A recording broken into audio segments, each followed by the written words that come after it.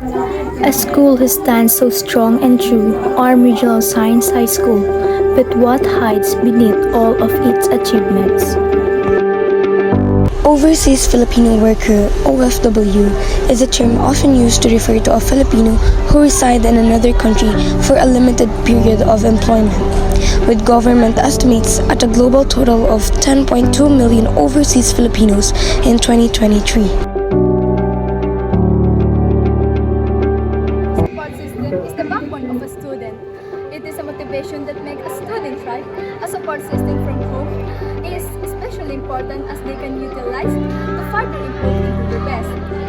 Learning is a complex activity that supremely tests the student's motivation and physical activities. Teaching resources, teacher skill, and curriculum. These all play a vital role in a child's education. Just like students in our Regional Science High School, they receive high-quality education that fosters their knowledge. But despite this, one thing that is a hindrance is the school's lack of facilities, especially for the athletes. Examples of this are poor ventilation, no comfort rooms for seniors, and large cafeterias, especially to student athletes who merely has equipment or place to play in the campus.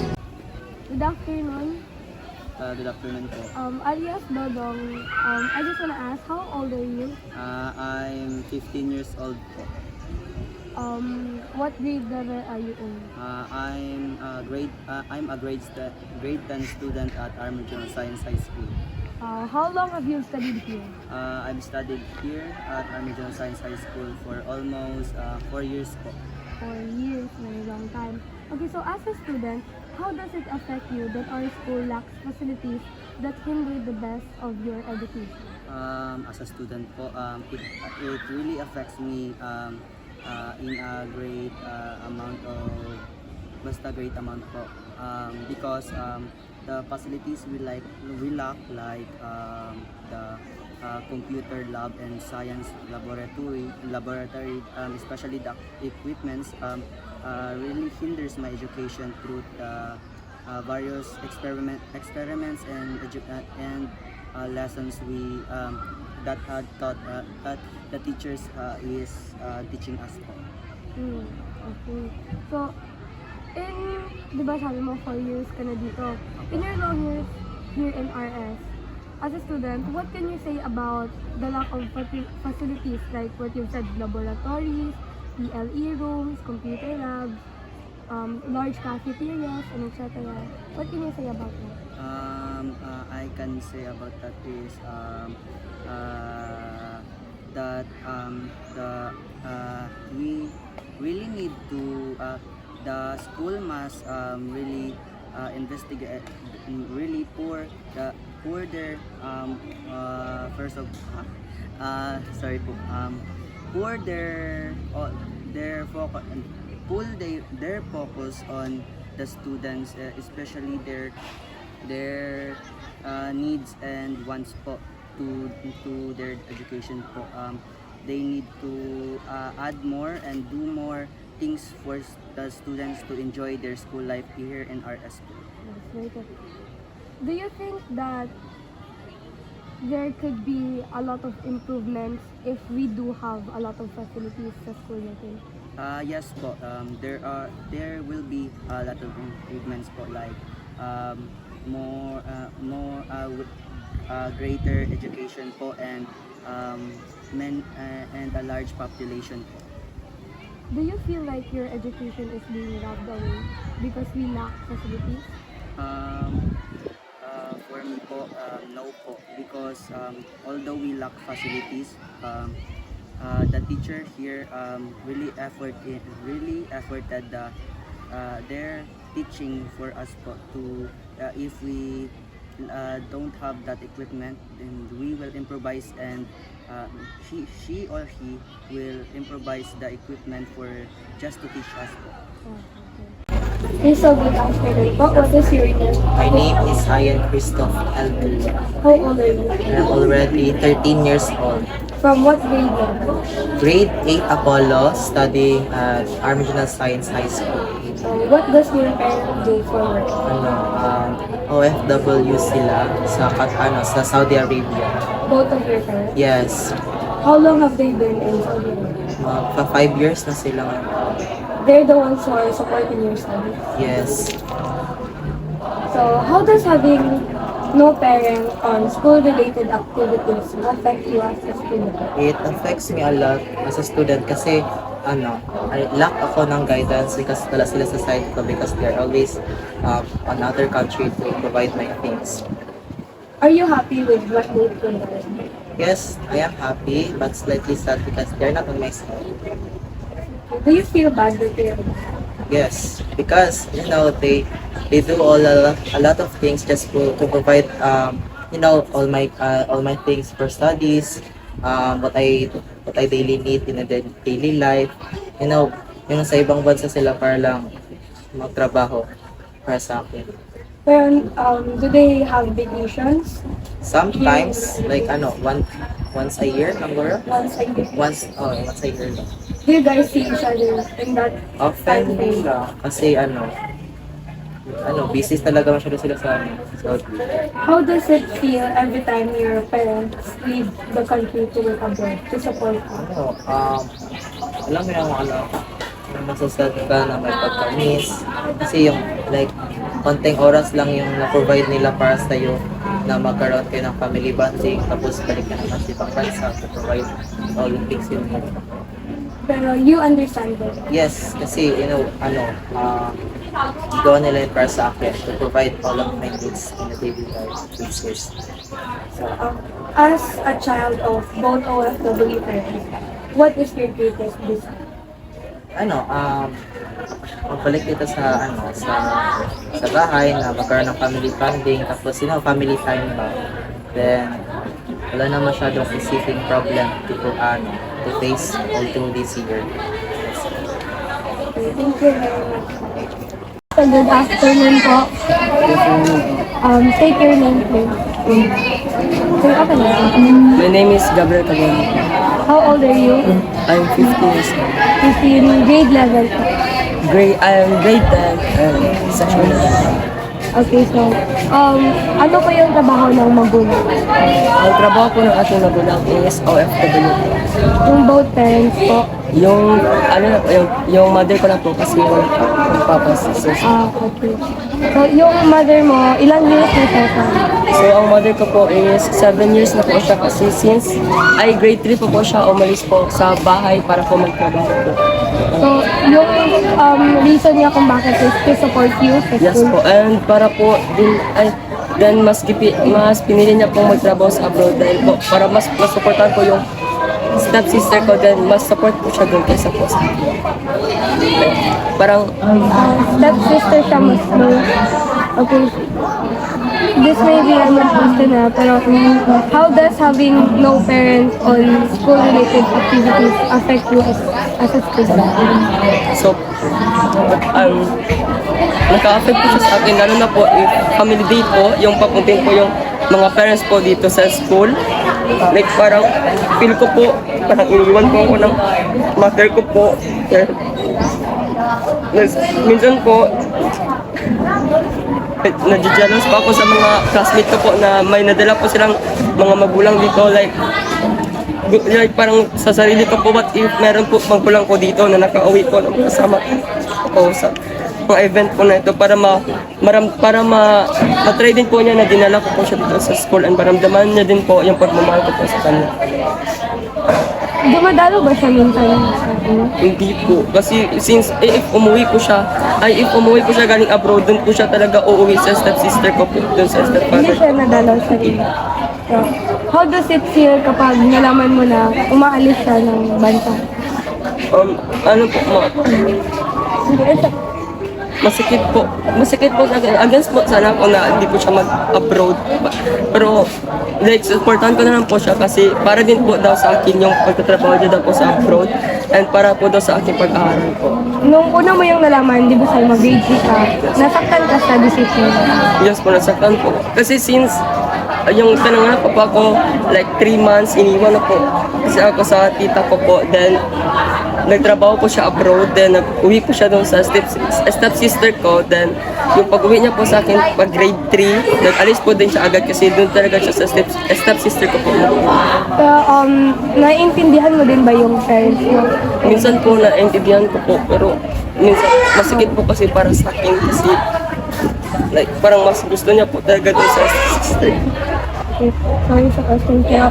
Di ba, as a child of an OFW na parent, ano yung greatest desire mo for you and your mom? Ang greatest design ko po is gusto ko po talaga na makauwi po siya dito. Like, gusto ko po talaga na magkaroon po siya ng oras sa akin, makabanding po kami kahit saan. Kasi gusto ko po talaga na iparamdam yung pagmamahal ko po sa kanya. Okay. Sa tingin mo, lahat ng factors na yun yung sinabi mo, tingin mo naka-affect siya sa'yo as a student na Yes po, nag-aaral? naka-affect po talaga sa akin. Kasi po, lalo na po if mag-aral pa ako, like, hindi po ako makafocus dahil iniisip ko po yung mother ko po sa abroad po kung okay na po ba siya doon, kung sinasaktan po siya doon. Ganyan po. I hope you will overcome this challenge of yours. Thank you very much. Siya po. Good afternoon. Good afternoon. What's your name? I am Fathalayla Arbison. How old are you? I'm 16 years old. What's your grade level? I am grade 10 from grade 10 Phoenix. What does your parents do for a living? Well, my mother is a OFW and my father is, separated. Okay. And how many years does your mom work in a For almost 50 years. 50 years? Yes. How does having no parents, one parent, on school-related activities affect you as a student? Well, in family day, syempre, maka-affect din siya for me kasi parang I am longing for a complete family in terms of in school activity. How does it feel every time your parents leave the country to work abroad just to school? Syempre, mixed emotion, happiness, and also sadness since they are going outside the country para maghanap ng trabaho and to support us. What is the greatest desire of a child who has OFW parents? I just desire the most is magkaroon siya ng healthy body when working outside for us, and then sana magka-time na rin siya for us here in Philippines so we can spend much time. Are you jealous of those who have both of their parents with them? Yes, mostly yes kasi I am a child with no so much affection with parents pero I do love my mother but I am kulang lang mentally absent and physically absent from father ko so nakaka-feel ng jealous ko. We as students must repay the sacrifices of our parents. With determination, hard work, and patience, we will achieve our dreams, providing a better future for those who supported and worked hard for us. In the field of academic, it seemed too adventurous to enter with, basically proven due to its fact that it provides growth, personal and social development of person. This lesson is beyond the field, in a point that the advices and learnings cannot be measured. Academic can completely changes. The true character of a person became a passionate one. There are many people proves to succeed in life through their degree. However, students frequent experiencing real time and choosing between to study first or their health first, which makes them really hard to choose. Your exams and quizzes may be important but not as important as your health. Good afternoon po. So, what's your name? My name is Lexi Crisha D. Empanado. How old are you? I'm 13 years old. What's your grade? I am from grade 8 abroad. So, here's the question. As a student in Army General Science High School, what do you think your biggest time management challenge are at this school?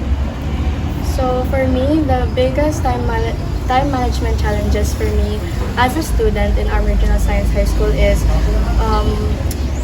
of course, I extracurricular student because I join a lot of clubs and activities. So for me, it is very hard to cope my outputs, my assignments while doing activities. How do you currently manage your time for school?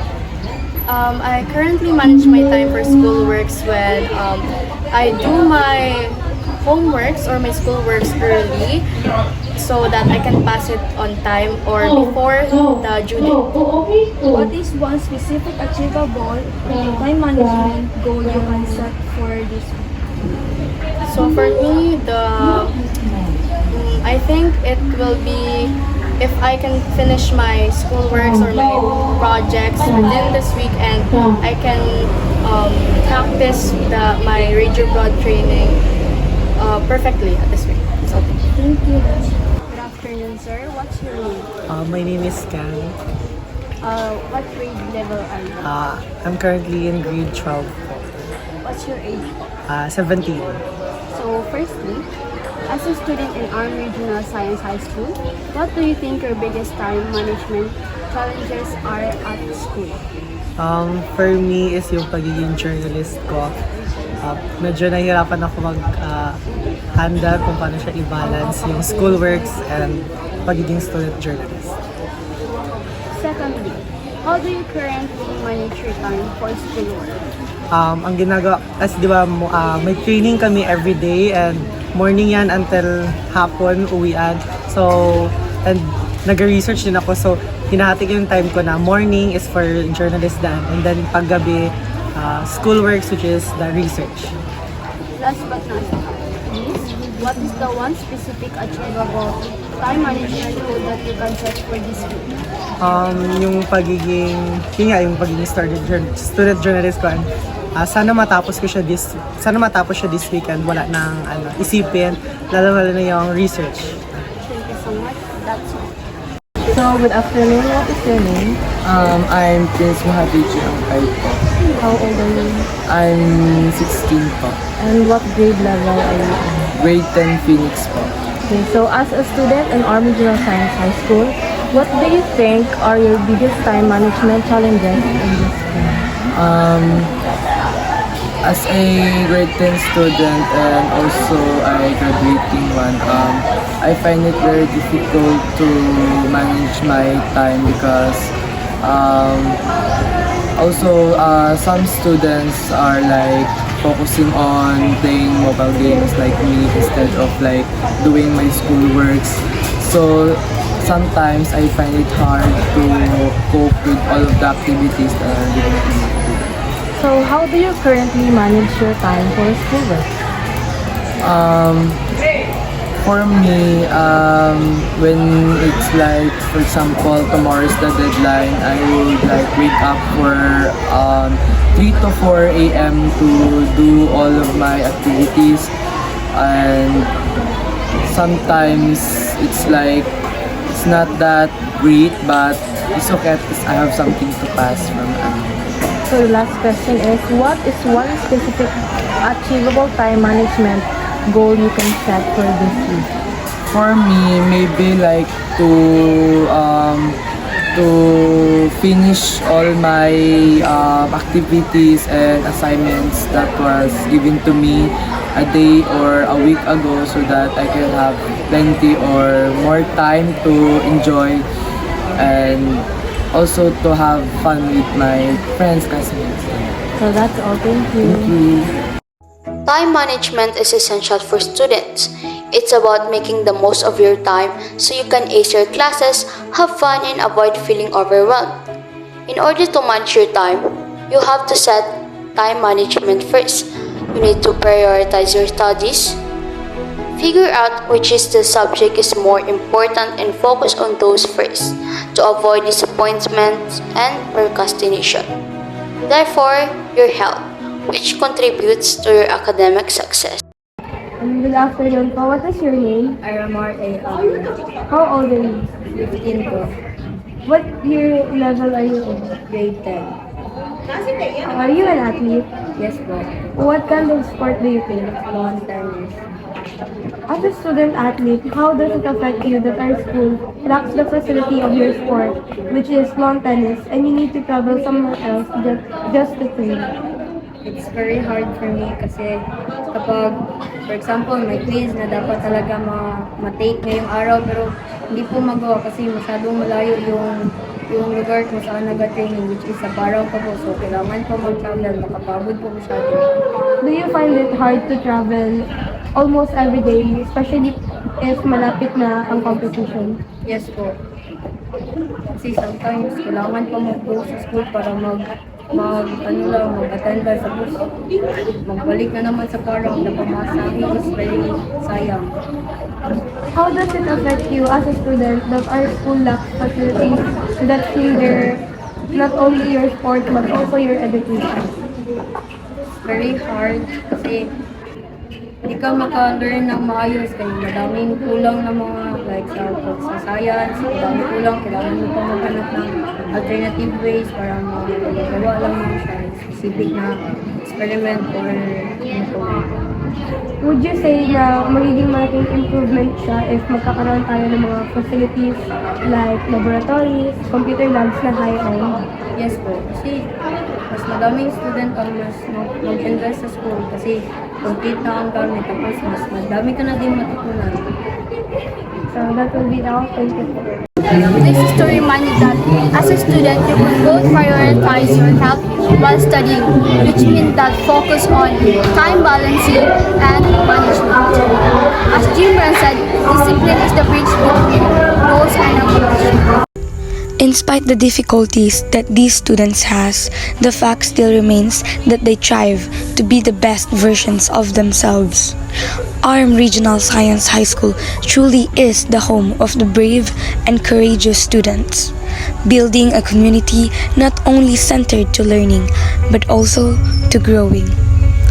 Padayon are Asians.